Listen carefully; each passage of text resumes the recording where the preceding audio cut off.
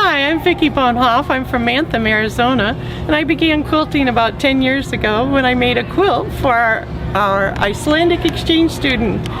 And now that I'm away from Australia, I wanted to remember it. We lived there in 1970, and our neighbors that we had in Canberra were in Hobart, Tasmania, and I met the cruise ship there when we were on a quilt cruise. And I got that free packet of little hexagons from Paper Pieces booth number 135, and I began cutting out all of the hexagons out of fabric that I bought there at Wendy's favorite shop and made these pieces. And you can see they're all made from cruise ship brochures, because I got to where I wanted to be able to make more hexagons, because once you get started you just can't stop.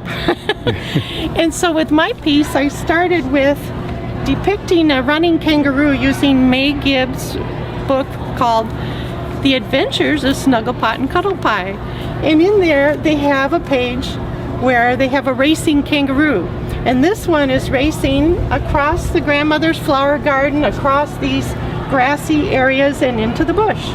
And these are the rays of dawn coming up here. So I use these diagonal lines to create speed. And in the areas where there isn't a flower, I put wavy lines to show you the speed or the air movement going. And then all of the flowers were done in different motifs, and I'll show you the back of the quilt a little bit later. But you see on the quilt here all of these flowers. Well, when I started this, I started with a graph of paper similar to this, and it was 10 feet long by 6 feet high. And that was a big piece of paper, so I used a pool table with extensions and put it all on, put the paper on there. And then I just dumped, like puzzle pieces, 5,000 pieces onto the paper and began designing. And it took me 5 weeks to decide where all the puzzle pieces should go. And I had a few trial and errors, and I have a cat. So the cat wanted to push the pieces off the table, and I was amazed. He didn't even get near the table, which was really remarkable, all 5 weeks. And as I went along, I glued them in place so that I had then another place to start for the next day. And I kept going until I had the whole quilt all done. And then I put duct tape across the top of the paper, and my husband put up a homosote board, like a pin board, and we fastened this up. And then I could see it as I went along, because it took me 9 months to piece it all together. And I used Superior's Bob's trilobal polyester thread so that the stitches wouldn't show. And you can probably see here on my sample that the stitches don't show. And then you can see the cute little bulletins on the back. And you just make a bar tack in the corner and then travel along to the next corner, fold that. There's no pressing involved. And it took me a year to make the pieces, and then once I had it designed, it took me 9 months to stitch it all together. And I did about 18 stitches per 3/4 inch side. And you know how husbands like to calculate how many stitches you do. They love numbers. So he figures I did about 222,750 stitches, give or take a few. How many hexagons? And there are 4,125 hexagons, and since I made 5,000, I've got a lot left over. So I'm making name badges and pillowcases and things like that. Mm-hmm. And also, I have a long arm. Oh, you like my? We took a digital scan, and this scan, what took 15 minutes to scan the left side and 15 minutes to scan the right side, and then we fastened it all together with a computer program. And I appliqued the edges over here because I was doing it on my long arm. After all of those stitches by hand, I wanted to then do it on the long arm. And so you can see this irregular edge. And then these are little eucalyptus leaves, which were in her book along the border. So I thought that would make a cute addition. And then on the back you can see the many different flowers I stitched.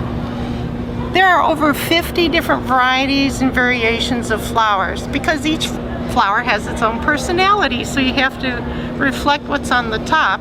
And I use colored variegated rainbows thread by superior thread for the flowers, and I used glide thread for the black areas here because I'd used that on my centennial quilt, and I thought that'd be nice to carry one memory of one quilt over to a memory of another quilt. When making my hexagons, some people ask me, well, you know, how do you choose to cut them up? Well, sometimes I fussy cut them, such as here. I wanted to pick up the little fish, the emu, kangaroo, and it's fun to see the detail of even the subtle pieces.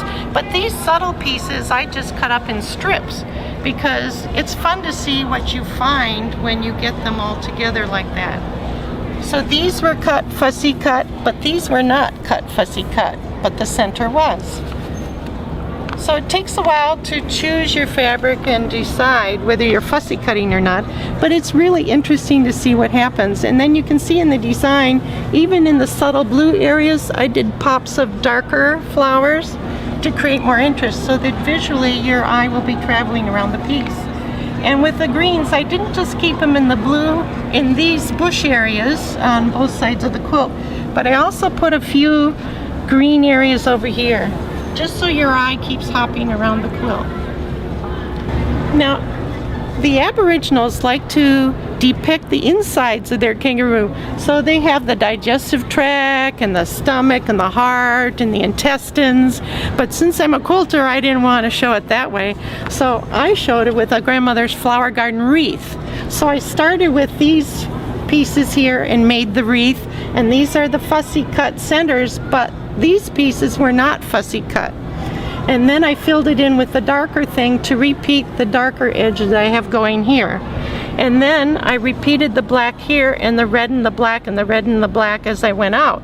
And then I added flowers going up into the tail and then flowers going down into the legs. And then when I got over here with the eye, I had about 15 different variations of the eye. And the actual eye is only like 1 or 2 of all 5,000 pieces that were like this.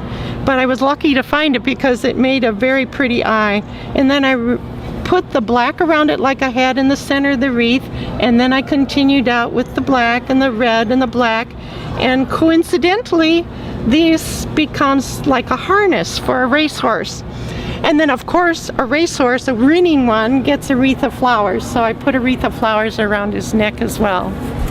For this quilt I chose all Australian Aboriginal fabrics except for the polka dot fabric and the black fabric. Some people think that these are applique on here, but they're actually fussy cut polka dots. And I scented them on the paper by dabbing a little bit of that 3M stick glue, and I was able to fasten it right there in the middle so that you get a nice centered polka dot. Well, people always ask, well, what went wrong with your piece? Well, actually, what went wrong was at the very end of the whole project. After 2 years, I put a label on the back and I put it on sideways instead of vertically. And I signed it and everything because things are more valuable when you sign them.